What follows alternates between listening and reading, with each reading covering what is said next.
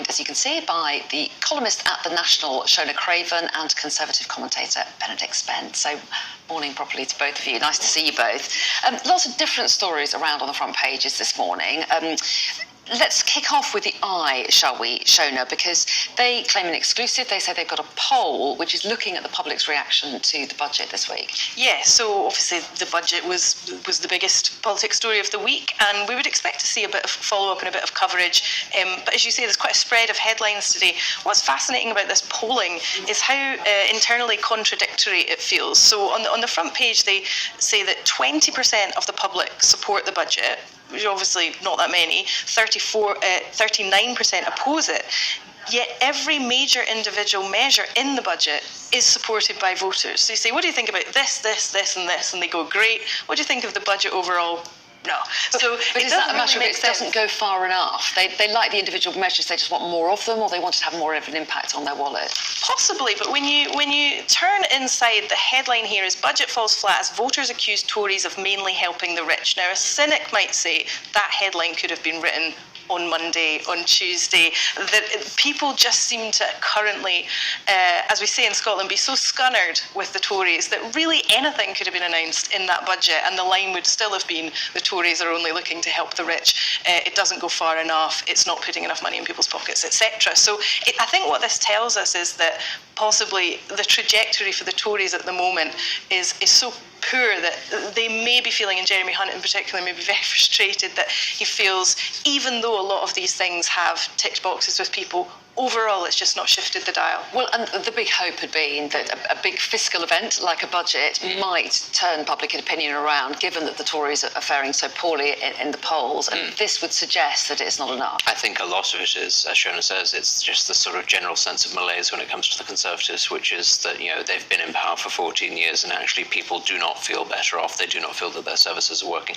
And even if policies are put and pledges are put that people are in favour of, that doesn't necessarily mean that they trust the Conservatives to actually deliver on any of those things. And I think especially amongst Tory voters, we've seen this at the last couple of by-elections, Tory voters not necessarily switching in great numbers anywhere else, but actually the majority of them just deciding, I'm not going to turn up and vote because they don't trust their own party. But I think that there's something else in there as well, which is, as Shona says on the inside, talking about the Tories being perceived as only helping the rich. I think it hasn't quite fed through yet to many members of the public that actually what even is the rich now? Increasingly, somebody on 50, 60, 75,000 pounds a year, which we might consider quite well off, as a result of inflationary pressures, is not actually quite as well off as they were a couple of years ago. And I think it's not quite filtered through yet that actually a lot more people in society are suffering as a result of the last few years than the general perception would suggest. And I think that that's going to be a rather bitter pill to swallow in the next few years, and that's something that the Labour Party, which we all know is probably going to win the next election, it's going to have to come to terms with. There's a lot of people who are going, hang on a second, I was expecting something slightly different, but my general situation has not changed, because the general economic situation for the upper middle classes is so much worse than it used to be. And there's very little money to change that, isn't there, as we learned through the budget. Take us to the front page of The Guardian, though, Benedict. This is talking about the health service, and a really interesting headline here. A tenth of elective operations are done in private hospitals. And I think that this sort of leads into what we were just saying about the general perception that services no longer work, that money doesn't quite go as far as it used to, that actually strain on the NHS means that they aren't able to perform certain roles that people would have considered sort of de rigueur. I mean, this is, as The Guardian says, it's a tenth of elective operations, something like a 50% increase overall since pre-COVID. It says here that 10%, I think, of all hip operations are now being done by private hospitals. Now, a lot of cynics would say, we have this sort of narrative for a very long time. The Tories actually want to do away with the NHS. They want to privatise it stealthily. I don't think it's that at all. I think it's simply that the strain that has actually affected the NHS, and I think it's important to point out that this is post-COVID, the strain that was sort of placed on the NHS as a result of COVID, and then subsequently a lot of doctors and nurses leaving the profession. We've had obviously the strikes over the last year or so.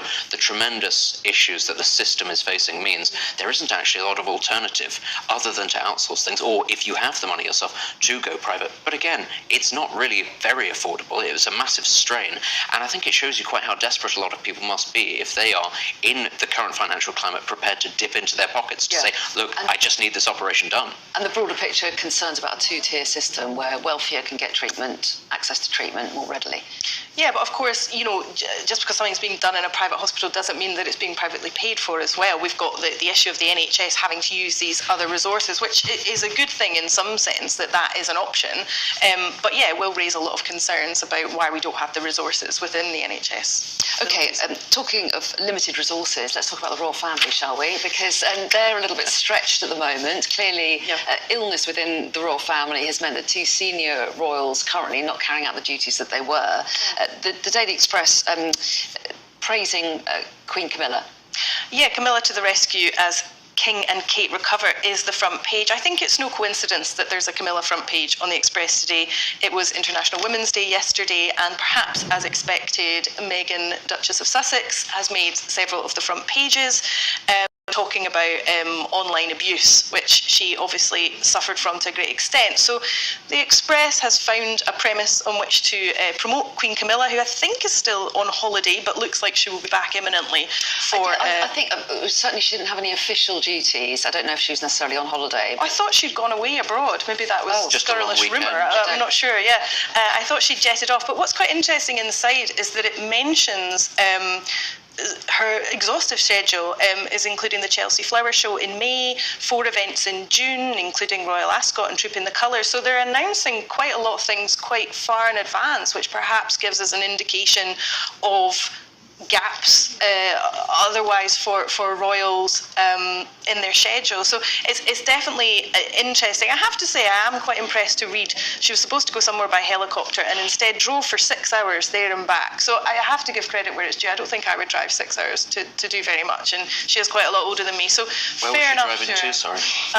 Was there a sale on or something? I mean, it depends, I suppose, what the motivation is for I don't think she was driving to the airport for a foreign holiday. I think she was going to a charity concert. So, Oh, wow. I mean, I don't know who was on the bill. Maybe it was her favourite performers. But Elton John. yeah, I don't mean to sound too cynical, but I do think that they've been desperate to have a story, a positive story about the royals, because they knew Meghan Markle would be in the papers. There's quite a lot of stories actually about other royals as well. Just as an aside, we've got on the front page of the Mail, there's a new book about the late Duke of Edinburgh. On the inside of the Telegraph, there's a great big splash about the current Duke of Edinburgh. A reminder that royal sells. Yes, that there are many royals. They come in all kinds of flavours, and if you don't like this one, we have others.